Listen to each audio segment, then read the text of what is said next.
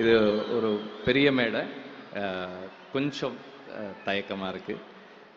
தமிழ்நாடு முதல்வர் ஐயாவுக்கும், தெலுங்கானா முதல்வர் ஐயாவுக்கும், தமிழ்நாடு துணை முதல்வர் அவர்களுக்கும், அமைச்சர்கள் அனைவருக்கும் வணக்கம். உங்கள் எல்லாருக்கும் வணக்கம்.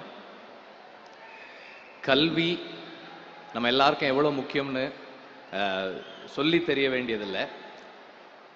தமிழ்நாட்டில் எப்போதுமே கல்விக்கு முக்கியத்துவம் இருந்திருக்கு. அப்பா அம்மா எவ்வளோ கஷ்டப்பட்டாலும், சாப்பாட்டுக்கு வழி இல்லைனாலும் பிள்ளைங்களை படிக்க வைக்கணும்னு நினைப்பாங்க. அது 50 வருஷமாக தமிழ்நாட்டில் தொடர்ந்து கல்விக்காக நடந்த வேலை. அது இப்போ கல்வியை நம்ம கிட்ட இருந்து சிஸ்டமிக்கா எடுக்கிறதுக்கு ஒரு வேலை நடக்குதுன்னும் போது அதை சிஸ்டமிக்காவே எப்படி எதிர்க்கணும், அதை சிஸ்டமிக்கா எப்படி எதிர்கொள்ளணுன்றது தான் இந்த 4 வருஷத்துல நடந்திருக்கிறது. குறிப்பா இந்த மேடையில் நாம பார்த்த அந்த உயர்கல்வி இந்த வருஷம் சேர்ந்த அந்த மாணவர்களுடைய எண்ணிக்கை இருக்கு இல்லையா, அது எனக்கு ரொம்ப நெகிழ்வா இருந்தது. நாம ஒரு உண்மையிலேயே கல்வியில நாம ஒரு பெரும் பாய்ச்சலை கண்டிருக்கிறோன்னு தான் எனக்கு சொல்லணும்னு தோணுது. இது சாதாரண விஷயம் இல்லை. ஏன்னா நாம அங்க போயிடக்கூடாதுன்றதுக்கு அவ்வளவு வேலைகள் நடக்குது.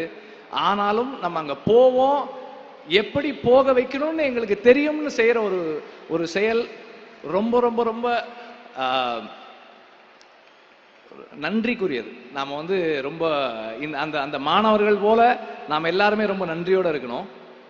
அண்ட் எல்லாரும் சொன்னது போல காலை உணவு ரொம்ப முக்கியம். பள்ளியில் அது கிடைக்குதுன்னு போது அதுக்காகவே பள்ளிக்கு வர்றவங்க இருக்காங்க. பள்ளியோட நின்றுடாம பல பேர் பள்ளியோட நிறுத்திடுறாங்க. ஆனால் இப்போ இந்த year school to college transition அவ்வளவு இருந்திருக்குன்னு சொல்றாங்க. அது 2 மடங்கா அதிகமாக இருக்குன்றாங்க. அந்த அளவுக்கு திட்டங்களும் ஊக்கமும் அதை செயல்படுத்தக்கூடிய ஆற்றல் மிக்க ஒரு குழுவும் இருக்கிறது. நம்ம எல்லாருக்கும் கிடைச்சிருக்க ஒரு பெரிய பலம். அது ரொம்ப ரொம்ப நன்றி. முதல்வருக்கு ரொம்ப நன்றி. இந்த அரசுக்கு ரொம்ப ரொம்ப பெரிய நன்றி.